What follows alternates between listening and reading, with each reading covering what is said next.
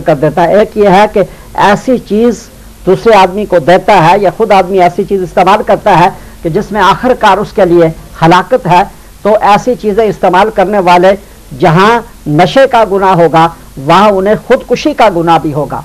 जो ये बेचने वाले हैं, जहां उन्हें नशे की चीजें बेचने के वो गुनाहगार हैं, वहां वो लोगों को कत्ल करने के भी वो गुनाहगार हैं। और इस आयत की जद में वो आएंगे जिसके बारे में अल्लाह फरमाते हैं कि जिसने किसी एक आदमी को कत्ल किया वो ऐसा है कि उसने सारे इंसानों को कत्ल किया। तो ये कत्ल है वाज़े तौर पर, ऐसी खतरनाक चीजें बेचना कि जिसमें लोगों के लिए हलाकत है।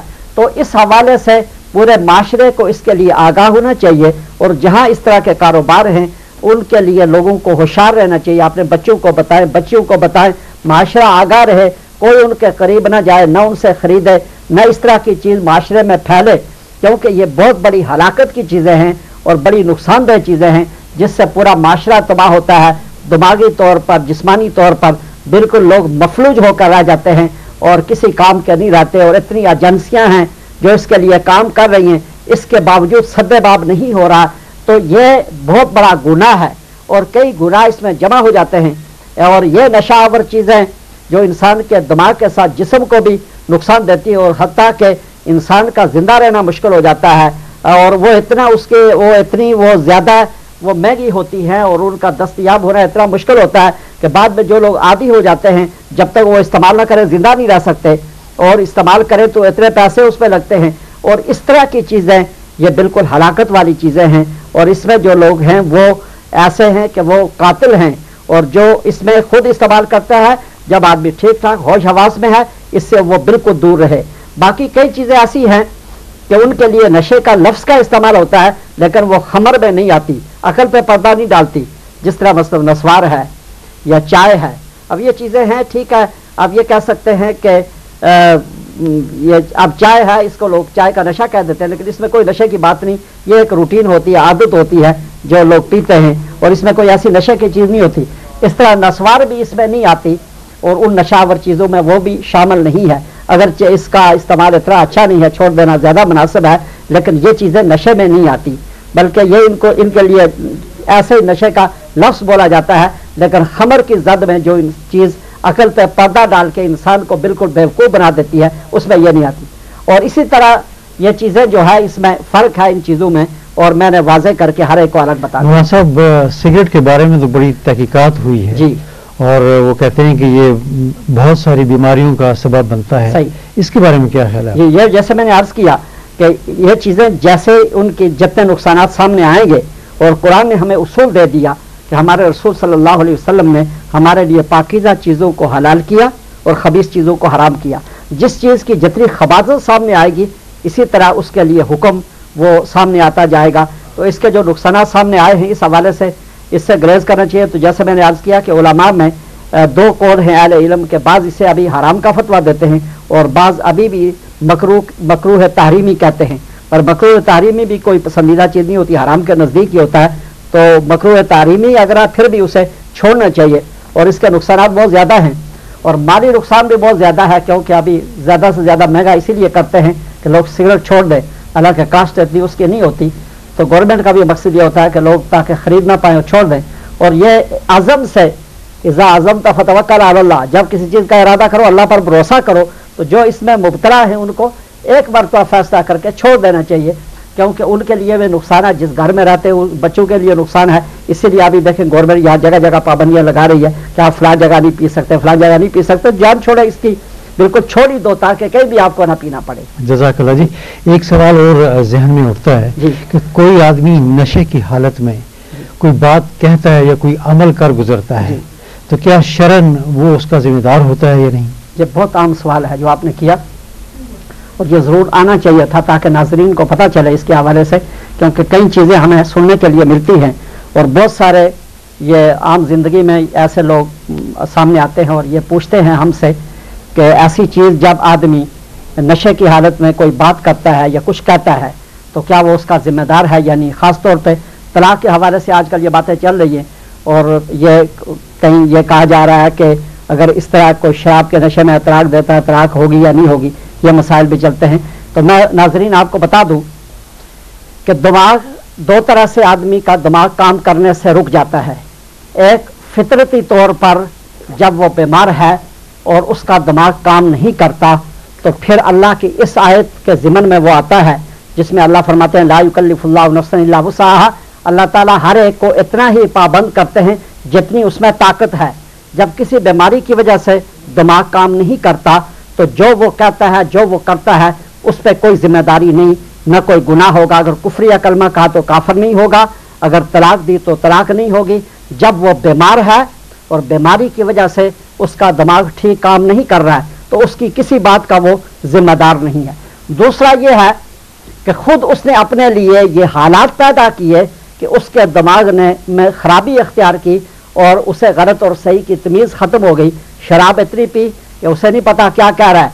تو ایسی صورت میں اگر وہ کفر یا کلمہ کہے گا تو کافر ہو جائے گا، اگر طلاق دے گا تو طلاق ہوگی، اور جو بھی عمل کرے گا جو بھی بات کرے گا وہ اس کا ذمہ دار ہے، شرعاً بھی اور قانوناً بھی. اب قانوناً آپ دیکھیں کہ کوئی آدمی اگر کہیں ایکسیڈنٹ کر دیتا ہے اور وہ کہتا ہے کہ میں نے بہت زیادہ پی ہوئی تھی تو کسی عدالت میں یہ نہیں کہا جائے گا کہ جناب اسے چھوڑ دو کیونکہ اس نے بہت زیادہ پی ہوئی تھی. کہتے ہیں کیوں پی تھی اور اس حوالے سے کیوں آپ نے یہ اقدام کیا جس سے دوسروں کو نقصان ہوا. لیکن ایک آدمی اس کا دماغ کام نہیں کرتا، پاگل ہے، اس سے ایسی حرکت ہو گئی تو سب کو پتا ہوتا ہے کہ بھائی اس کا دماغ کام نہیں کر رہا تھا، اس کی غلطی نہیں ہے، اس سمجھ یہ نہیں ہے اس کی. تو ایک وہ ہے جو مجبور ہے، معذور ہے، قدرت کی طرف سے بیمار ہے، وہ الگ ہے. ایک خود اپنے آپ کو ایسی حالت میں ڈال دیتا ہے تو وہ اس کا ذمہ دار ہے. تو نشے کی حالت میں جو طلاق دے گا وہ طلاق واقعہ ہوگی، جو کفر یا کلمہ کہے گا تو کافر ہو جائے گا.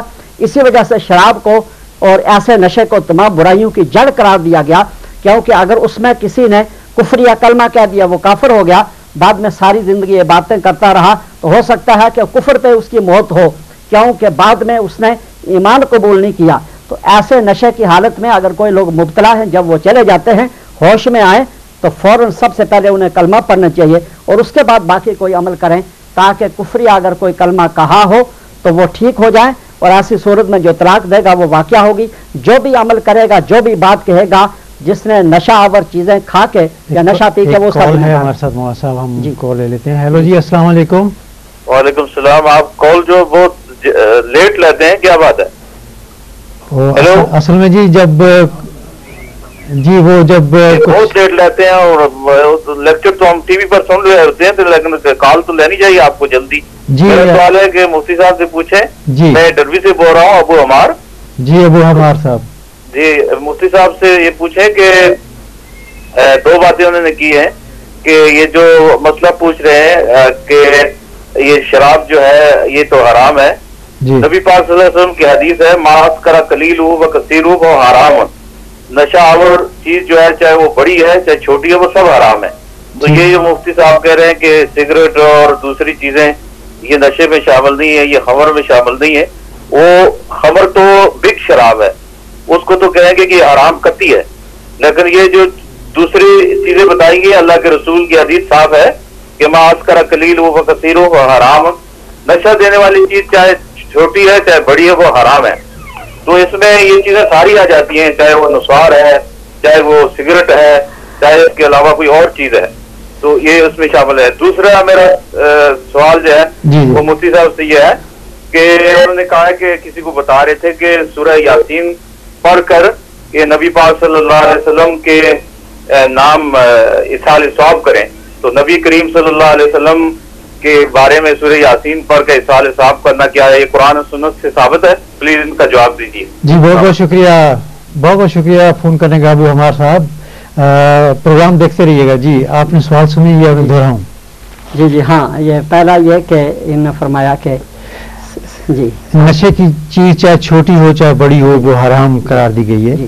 انہوں نے ایک آیات بھی پڑھ کر سنائی ہے، جی حدیث رادر، اور اس کے بعد انہوں نے دوسرا کہا ہے کہ سورت یاسین جو ہے وہ آپ نے کہا ہے کہ پڑھ کر حضور کو ایصال ثواب کریں. کیا یہ قرآن اور سنت میں ہے؟ جی صحیح.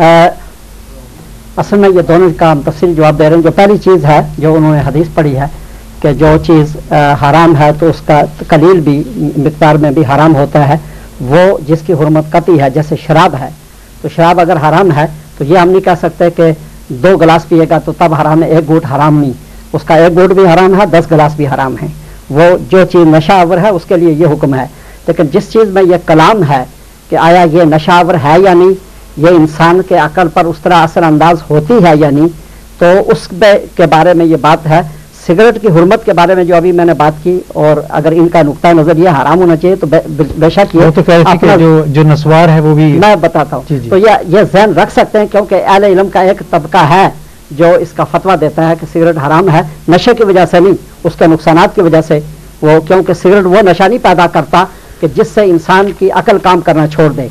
और मौलाना साहब, इस टॉपिक को हम अगले प्रोग्राम में ले लेंगे और इस पर बातचीत करेंगे क्योंकि प्रोग्राम का वक्त जो है वो खत्म हो अच्छा, ये सवाल बिल्कुल होने को जा रहा है। ये सवाल जो है इंशाल्लाह हम अगले प्रोग्राम में इसको कंटिन्यू रखेंगे और उनको पूरा जवाब मिलेगा।